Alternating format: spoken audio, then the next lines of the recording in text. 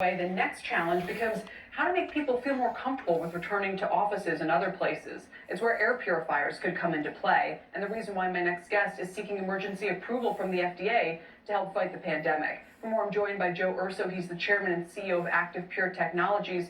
Joe, welcome, and what do you need FDA approval for specifically? Thanks, Kelly. Well, FDA approval is very important because that clearance gives the assurances to people that you're bringing medical-grade protection to everyday places like businesses and schools and homes. And in fact, Kelly, we already have it with our Aeris Medical Guardian, where we demonstrated enormous kill rates against RNA viruses and other pathogens. And we're now bringing it to the FDA to approve us for our specific tests on the SarsCo-2 virus, both in the air and on surfaces. I'm reading your client list already is impressive. If it includes the Cleveland Clinic, MLB, universities, Mississippi State, state capitol buildings. So it would seem like word's getting around regardless, right? Well, it is slowly, but I'd say we're just scratching the surface on it.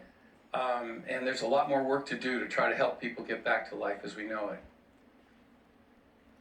What specifically does your air filter do? So for those of us who are concerned about going back into a restaurant, is it the kind of peace of mind where I say, okay, well, I'm okay going into a restaurant that has an air purifier in it, but I'm not with one that doesn't, for example. Is it that kind of get out of jail free card, or does it not quite, make things perfectly safe? I'm sure nothing can. Well, let's say this, it complements other solutions but in a material way. We recently got our test results back from the University of Texas Medical Lab, where we killed 99.9%, more than that actually, of the SARS-CoV-2 virus that was nebulized at over 10 million particles per milliliter.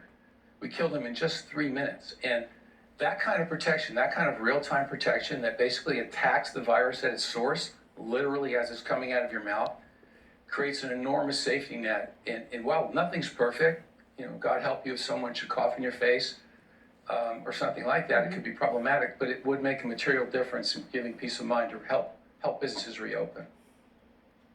But do you think if this were widely deployed, that would actually go a long way towards getting us back to normal, no matter what's happening with vaccines and so forth?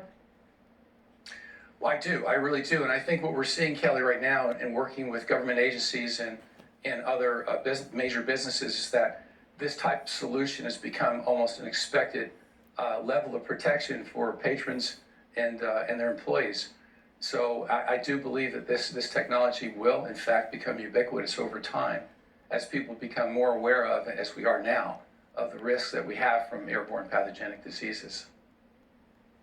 I know, I'm thinking, you know what, maybe we should get one in our house. Look at the website. Joe, thanks for joining us to explain. Really appreciate it. Thank you, sir. Thank you, Kelly. Joe Urso. The pandemic also giving both Starbucks and Dunkin' a caffeine boost.